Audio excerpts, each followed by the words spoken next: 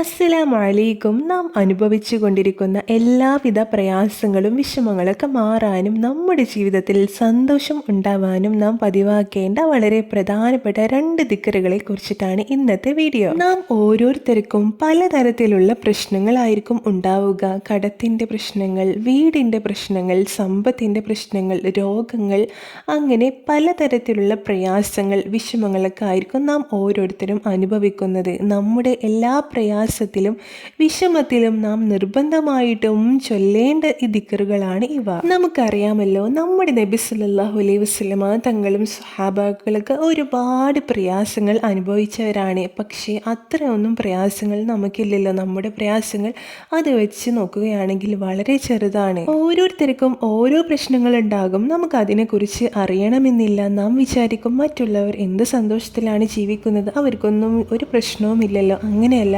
അവർക്കും അവരുടേതായിട്ടുള്ള പ്രശ്നങ്ങളും പ്രയാസങ്ങളൊക്കെ ഉണ്ടാകും. ഇന്ന് ഞാൻ ഈ വീഡിയോയിൽ പറയുന്ന ദിക്ർ നിങ്ങൾ അനുഭവിച്ചു കൊണ്ടിരിക്കുന്ന എല്ലാ പ്രയാസങ്ങളും മാറാൻ നിങ്ങളെ സഹായിക്കുന്നതാണ്. അത്രയും മഹത്വമുള്ള 2 ദിക്റുകളാണ്. അതിലെ ആദ്യത്തെ ദിക്റാണ് മത്സ്യവയറ്റിൽ നിന്ന് യൂനുസ് നബിയെ രക്ഷിച്ച ദിക്ർ. ലാ ഇലാഹ ഇല്ലാ അൻത സുബ്ഹാനക ഇന്നി കുൻതു മിനൽ ളാലിമീൻ. വളരെയധികം മഹത്വമുള്ളൊരു ദിക്റാണിത്. നാം എന്ത് പ്രയാസത്തിലാണെങ്കിലും എത്ര വിഷമത്തിലാണെങ്കിലും ഒരിക്കലും ഈ പ്രയാസം മാറില്ല എന്ന് നിങ്ങൾ വിചാരിച്ച പ്രശ്നങ്ങളാണെങ്കിലും ഈ ദിക്റിൻ്റെ മഹത്വം കൊണ്ട് അള്ളാഹു ആ പ്രയാസത്തിൽ നിന്ന് നിങ്ങളെ മോചിപ്പിക്കുന്നതാണ്. ഈ ദിക്ർ പതിവാക്കുന്നതിലൂടെ എല്ലാ പ്രശ്നങ്ങളും മാറുകയും സന്തോഷം നിങ്ങളുടെ ജീവിതത്തിൽ ഉണ്ടാവുകയും ചെയ്യുന്നതാണ്.